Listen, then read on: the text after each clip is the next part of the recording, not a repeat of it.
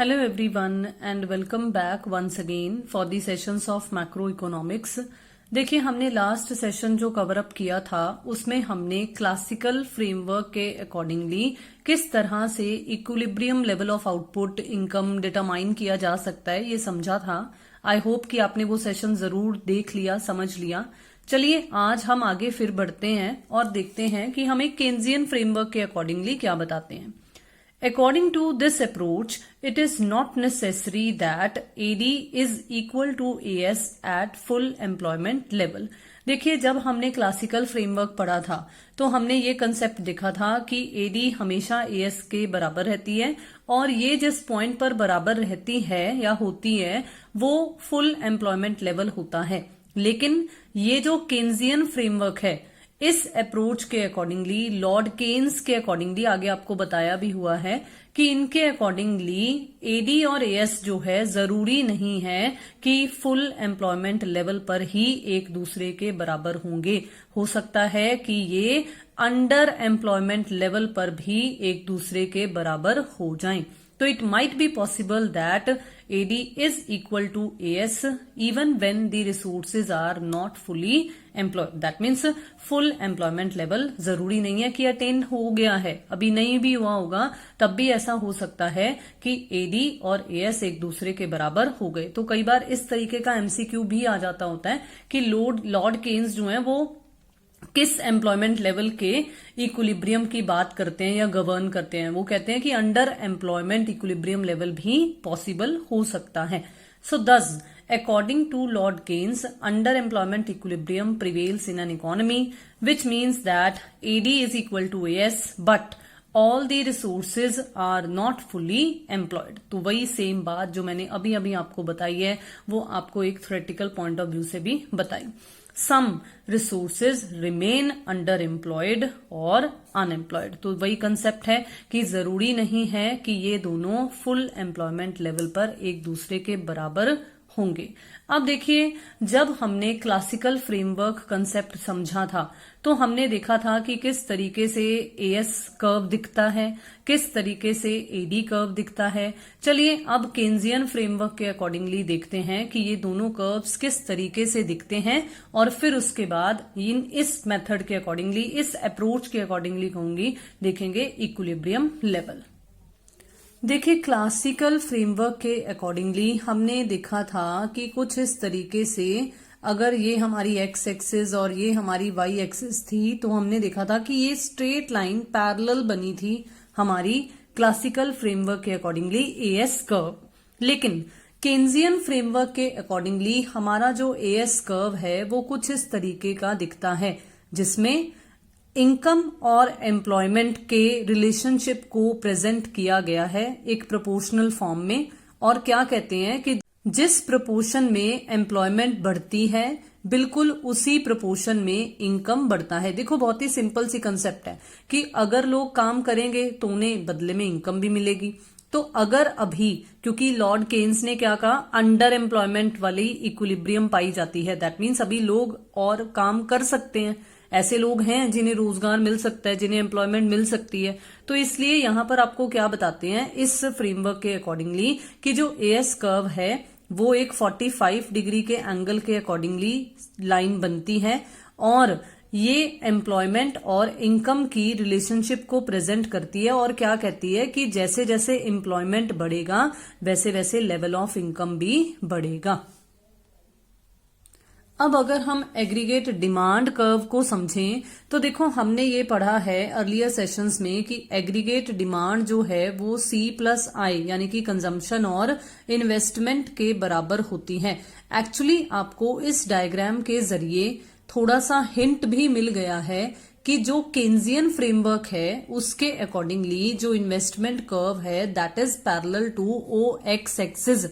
ये हमने समझा हुआ है कि ये ऑटोनॉमस इन्वेस्टमेंट की तरफ इशारा कर रही है, इंड्यूस्ड इन्वेस्टमेंट की तरफ नहीं। हम ये कॉन्सेप्ट्स समझ चुके हैं अर्लियर सेशंस में। तो यहां पर अगर हम सिंपल बात करें कि हमारे पास अगर कुछ इस तरीके से एक्स एक्सिस और वाई एक्सिस है तो हम जो हमारा एडी कर्व बनाएंगे वो क्या बनाएंगे, वो इस 0 पॉइंट से नहीं शुरू होगा। सेम वही कंसेप्ट है, क्योंकि अगर बंदे के पास इनकम नहीं भी होगी तब भी वो कुछ ना कुछ कंज्यूम तो करेगा ही ना।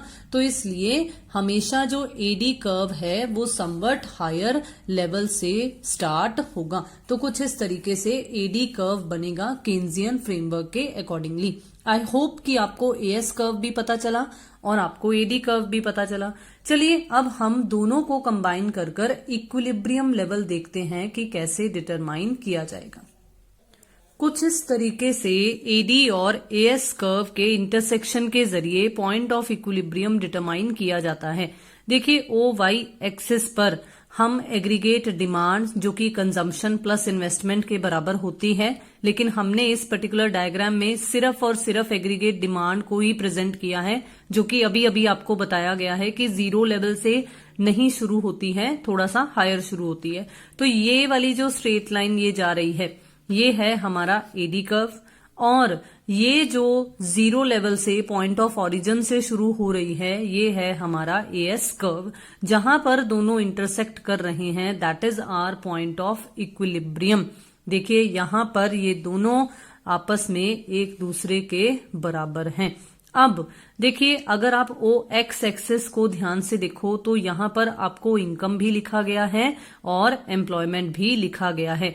अगर आपने अर्लियर सेशंस ध्यान से समझे हैं तो आपको ये बात क्लियर की गई है कि केन्स के अकॉर्डिंगली इनकम, एम्प्लॉयमेंट और लेवल ऑफ आउटपुट, इन तीनों की ट्रिपल आइडेंटिटी बताई गई है। तो इसलिए अगर आपको जिस भी पॉइंट ऑफ व्यू से ये पॉइंट ऑफ इक्विलिब्रियम डिटरमाइन करना आ जाता है तो आप कुछ इस तरीके से ही वो पॉइंट ऑफ इक्विलिब्रियम डिटरमाइन करोगे।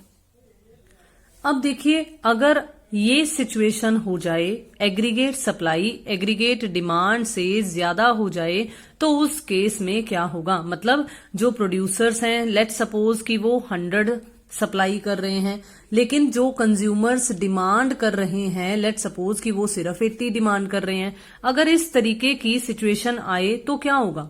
देखो आप खुद अंदाजा लगाकर देखो कि 20 जो है वो अभी भी प्रोड्यूसर के पास ही पड़ा रहेगा। दैट मीन्स कि वो उसकी तरफ से अनसोल्ड गुड्स की कैटेगरी में आ जाएगा, वो स्टॉक आ जाएगा उसका, वो है ना गैर जरूरी स्टॉक, जो कि एक्चुअली क्या होगा जब वो नेक्स्ट टाइम की प्रोडक्शन करेगा तो वो कम प्रोडक्शन करेगा, और जब वो कम प्रोडक्शन करेगा तो एग्रीगेट सप्लाई कम हो जाएगी, तो फिर से automatically aggregate supply aggregate demand के बराबर हो जाएगी। तो क्या है आपको बता रहे हैं कि जब समग्र पूर्ति यानी कि एस समग्र मांग यानी कि एडी से अधिक हो जाती है तो इकोनॉमी में गुड्स एंड सर्विसेज की जो सप्लाई होती है वो मांग से अधिक होने की पाई जाती है। मतलब ये सिचुएशन पाई जाती है, एग्रीगेट सप्लाई एग्रीगेट डिमांड से ज्यादा हो जाती है। तो एज अ रिजल्ट क्या होता है, एज अ रिजल्ट कुछ वस्तुएं बिना बिके रह जाती हैं। दैट मीन्स कुछ स्टॉक ऐसा रह जाता है जो कि अनसोल्ड की कैटेगरी में आ जाता है, और इस गैर जरूरी स्टॉक को समाप्त करने के लिए, मतलब खत्म करने के लिए कि ये वेस्ट ना हो, तो उत्पादक क्या करता है यानी कि प्रोड्यूसर क्या करता है, वो आने वाली अपनी प्रोडक्शन में कटौती करेगा, मतलब कम गुड्स इन फ्यूचर में प्रोड्यूस करेगा। तो अगर कम प्रोड्यूस करेगा तो नेक्स्ट ईयर क्या होगा, आगामी वर्ष मतलब नेक्स्ट ईयर आने वाले सालों में क्या होगा, आने वाले सालों में एएस में हमें गिरावट देखने को मिलेगी, जिसकी वजह से फिर से वो दोबारा एडी के बराबर हो जाएगी। लेकिन अगर ये उल्टा हो जाए कि एग्रीगेट सप्लाई कम है लेकिन एग्रीगेट डिमांड ज्यादा है, मतलब इस तरीके का अगर कंसेप्ट हो जाए कि हमने सप्लाई, मतलब अगर मैं प्रोड्यूसर मानकर चलूं अपने आप को, तो सप्लाई 80 की गई है लेकिन लोग डिमांड 100 की कर रहे हैं, तो अब इस केस में क्या है, इस केस में कमी है। तो अब इस कमी के लिए क्या होगा, जब समग्र पूर्ति समग्र मांग से कम हो जाती है तो अर्थव्यवस्था में मतलब इकोनॉमी में गुड्स एंड सर्विसेज की उल्टा कंसेप्ट है, पूर्ति की प्रवृत्ति उनकी मांग से कम होने की पाई जाती है। मतलब ये सिचुएशन पाई जाती है, ये नेचर पाया जाता है, ये बिहेवियर होता है एएस और एडी का। उत्पादकों के वर्तमान स्टॉक की बिक्री तो हो जाएगी लेकिन इच्छित स्टॉक फिर से इकट्ठा करने के लिए उत्पादक वर्ग आगामी वर्ष मतलब सेम वही कि अब नेक्स्ट ईयर प्रोड्यूसर क्या करेगा, वो ज्यादा प्रोडक्शन करेगा। जैसे लास्ट वाले केस में वो कम प्रोडक्शन कर रहा था तो एएस कम हो गई थी, यहां पर वो नेक्स्ट ईयर अपना जो डिजायर्ड लेवल ऑफ स्टॉक है वो बढ़ा देगा कि नहीं मुझे और ज्यादा प्रोडक्शन करने की जरूरत है। तो एज अ रिजल्ट क्या होगा, एज अ रिजल्ट एएस बढ़ जाएगी और एग्रीगेट डिमांड के बराबर वो हो जाएगी। अब अगर आपसे क्वेश्चन ये पूछ लिया जाए कि क्यों एएस और एडी की इक्वालिटी को ही इक्विलिब्रियम कहा जाता होता है, क्योंकि इस इक्विलिब्रियम वाले पॉइंट पर हमें जो ये दो प्रॉब्लम्स हमने अभी अभी देखी ना कि एक बार तो प्रोडक्शन लेवल कम रह जाता है और एक बार है कि ज्यादा हो जाता है, तो इस तरीके का हमें कंसेप्ट देखने को नहीं मिलता है, क्योंकि इस सिचुएशन में इकोनॉमी में जितना भी प्रोडक्शन हो रहा है वो सब बिक जाता है। तो जो प्रोड्यूसर्स होते हैं ना तो उन्हें अनसोल्ड स्टॉक वाली प्रॉब्लम जो है, अनावश्यक पूर्ति वाली मतलब एग्रीगेट सप्लाई की कमी वाली सिचुएशन जो है या एक्सेस वाली सिचुएशन जो है वो देखने को मिलती है, और ना ही स्टॉक की कमी वाली सिचुएशन मतलब जिस केस में हम कहें कि डिमांड असंतुष्ट रह गई, पूरी नहीं कर सके हम, कुछ लोगों की डिमांड अभी भी पूरी नहीं हो पाई, हमारी तरफ से नंबर ऑफ गुड्स जो प्रोड्यूस किए हुए थे वो कम रह गए। तो इस तरीके की वजह से जो ये हानि होती है, इस तरीके का कोई भी लॉस जो है वो नहीं उठाना पड़ता है। तो जब एएस और एडी एक दूसरे के बराबर होता है तो जो एक्चुअल स्टॉक होता है वो डिजायर्ड स्टॉक के बराबर ही होता है। सो आई होप कि आपको बहुत अच्छे तरीके से समझ में आया कि किस तरीके से एएस और एडी केन्जियन अप्रोच के अकॉर्डिंगली इक्विलिब्रियम डिटरमाइन करने में मदद कर सकते हैं। लेकिन अब मैं आपके साथ कुछ इंपॉर्टेंट डिस्कशन करना चाहती हूं एएस के रिगार्डिंग। देखो, सबसे पहली बात कि जो लॉर्ड केन्स हैं उन्होंने जो एएस है उसे इनकम और एम्प्लॉयमेंट के स्तर के अकॉर्डिंगली जोड़ा है, मतलब इन दोनों के बीच में रिलेशनशिप को स्टडी किया है। इन्होंने जो टेक्नोलॉजी है इसे एक तरीके से हम कहेंगे स्थिर माना है, कांस्टेंट माना है। टेक्नोलॉजी में किसी प्रकार का कोई चेंज इन्होंने कहा है कि नहीं होता है, इसीलिए जब तक तकनीक में कोई बदलाव नहीं होता है जो एएस कर्व है वो 45 डिग्री का एंगल ही रहेगा, उसमें कोई इंक्रीज या डिक्रीज जो है वो नहीं आएगा। देखो, अगर आप माइक्रो इकोनॉमिक्स याद करो, उसमें जब हम सप्लाई कर्व बनाते थे तो हम इस तरीके से जब कुछ शिफ्ट्स होते थे, या तो हमारा सप्लाई कर्व इधर की तरफ खिसकता था या इधर की तरफ खिसकता था, तो हम कहते थे कि देयर इज इंक्रीज और डिक्रीज। लेकिन अगर एक ही के ऊपर मूवमेंट हो रही है तो हम उसे एक्सटेंशन या कॉन्ट्रैक्शन के नाम से जाना करते थे। तो लॉर्ड केन्स ने यही बात हमें कही है कि क्यों एएस कर्व हमेशा 45 डिग्री का एंगल ही रहता है, क्योंकि उन्होंने टेक्नोलॉजी को कांस्टेंट माना है। ये एक रीजन की वजह से जो एएस कर्व है वो 45 डिग्री का एंगल बनता है। अब वो तो थी एक इम्पॉर्टेंट एजम्पशन कि टेक्नोलॉजी को कांस्टेंट माना गया है, लेकिन अब एक इम्पॉर्टेंट और चीज जो उभर कर आती है वो ये है कि एएस कर्व को परफेक्टली इलास्टिक बताया गया है। सो केन्जियन फ्रेमवर्क के अकॉर्डिंगली जब तक फुल एम्प्लॉयमेंट की सिचुएशन नहीं अचीव होती है तब तक एएस जो है वो परफेक्टली इलास्टिक रहती है। तो देखो, आपको यहां पर बोला कि परफेक्टली इलास्टिक है, लेकिन कब तक है? जब तक फुल एम्प्लॉयमेंट लेवल अचीव नहीं होता है। तो इसका मतलब क्या उभर कर आता है? इसका मतलब ये है कि इकोनॉमी में एडी में होने वाली वृद्धि के अनुरूप एएस में भी उसी अनुपात में वृद्धि होती है। इसीलिए बोला ये जाता है कि जिस प्रोपोर्शन में एडी में बदलाव आ रहे हैं उसी प्रोपोर्शन में एएस में भी बदलाव देखने को मिलेंगे। इसीलिए आ जाता है कि एएस और एडी एक दूसरे के बराबर होती हैं। तो जनरल प्राइस लेवल में किसी तरीके का कोई हमें चेंज देखने को नहीं मिलता है। दैट मीन्स जब तक फुल एम्प्लॉयमेंट लेवल अचीव नहीं होता है ना, सिंपल सी बात यह है कि तब तक हमें वो इन्फ्लेशन डिफ्लेशन वाली सिचुएशंस भी नहीं देखनी पड़ती हैं। लेकिन जब फुल एम्प्लॉयमेंट लेवल अचीव हो जाता है, हम आगे ये कंसेप्ट्स भी देखेंगे कि किस तरीके से अगर फुल एम्प्लॉयमेंट लेवल अचीव हो जाता है तो हमें प्राइस लेवल पर असर देखने को मिल सकता है। तो इसलिए यहां पर आपको सिर्फ अभी फिलहाल के लिए ये बात बताई गई है कि एएस जो है वो परफेक्टली इलास्टिक रहती है, मतलब जितने प्रोपोर्शन में डिमांड में चेंज आ रहा है उसके अकॉर्डिंगली ही प्रोड्यूसर्स जो है वो सप्लाई में भी चेंज लेकर आ सकते हैं। तो इसलिए हमेशा ये इक्वालिटी बनी रहती है, लेकिन कब तक बनी रहती है? जब तक फुल एम्प्लॉयमेंट की सिचुएशन को हमने इस लेवल को अचीव नहीं किया है। अगर ये लेवल अचीव हो जाता है तो सिचुएशन कुछ और हो जाएगी। अब देखो, आपको रीजन भी बता रहे हैं कि क्यों ये परफेक्टली इलास्टिसिटी पाई जाती होती है। ये 2 रीजंस हैं जो आपको यहां बता रखे हैं। क्योंकि पहला रीजन ये है कि जब बेरोजगारी की स्थिति होती है, क्योंकि केन्स ने आपको पहले ये बात बता दी ना कि अंडर एम्प्लॉयमेंट इक्विलिब्रियम होता है, तो दैट मीन्स बेरोजगारी है इकोनॉमी में।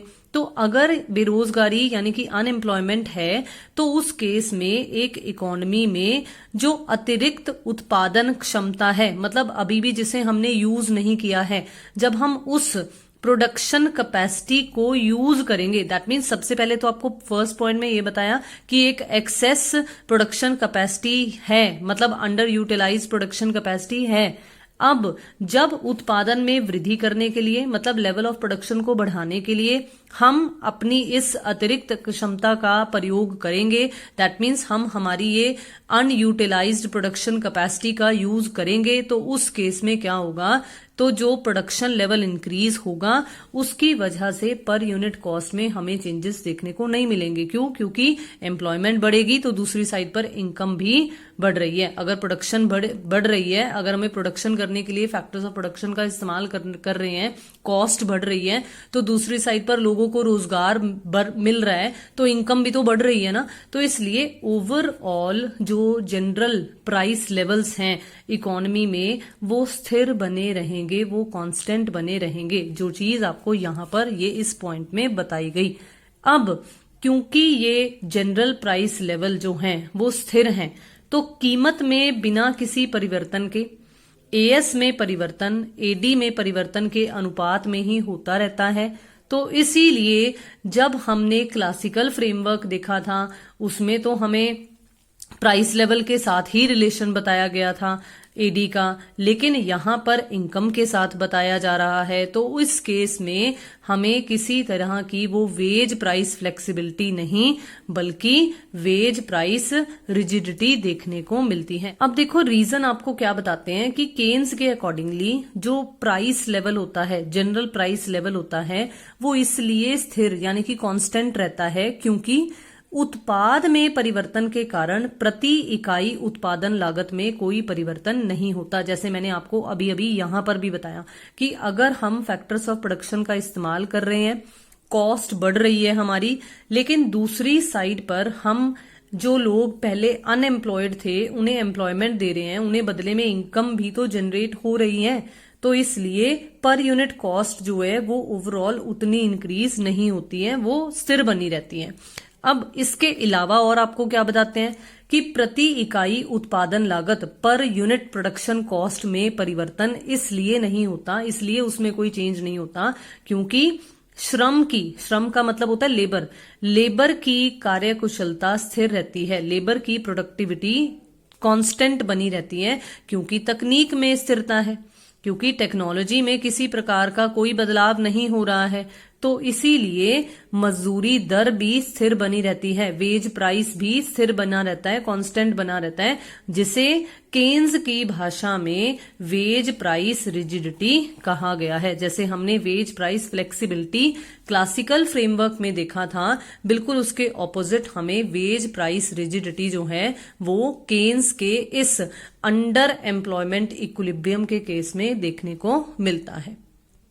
लेकिन मैं फिर से कहूंगी कि ये सिचुएशन सिर्फ तब तक होती है जब तक पूर्ण रोजगार की स्थिति प्राप्त नहीं हुई है, मींस जब तक फुल एम्प्लॉयमेंट लेवल अचीव नहीं हुआ है। अगर फुल एम्प्लॉयमेंट लेवल अचीव हो जाएगा तो सिचुएशन चेंज हो जाएगी। आज के इस टॉपिक को मैं यहीं पर वाइंड अप कर रही हूं क्योंकि एएस एंड एडी के कंसेप्ट्स को ही समझना बहुत ज्यादा जरूरी है। इसलिए मैं एक नेक्स्ट सेशन में सेविंग और इन्वेस्टमेंट्स की अप्रोच को कवर अप करूंगी केन्जियन फ्रेमवर्क के अकॉर्डिंगली। सो आई होप कि हमारा यहां तक का जो सेशन रहा ये आपको बहुत अच्छे तरीके से समझ में आ गया। काइंडली फिर से मैं रिक्वेस्ट करूंगी कि अगर आप अभी तक चैनल से नहीं जुड़े हैं तो जल्दी से जुड़ जाइए, जल्दी से सब्सक्राइब कर लीजिए, वीडियोस को शेयर करना, लाइक करना और अपने व्यूज कमेंट बॉक्स में शेयर करना बिल्कुल मत भूलिए। Thank you so much for watching the video and have a nice day.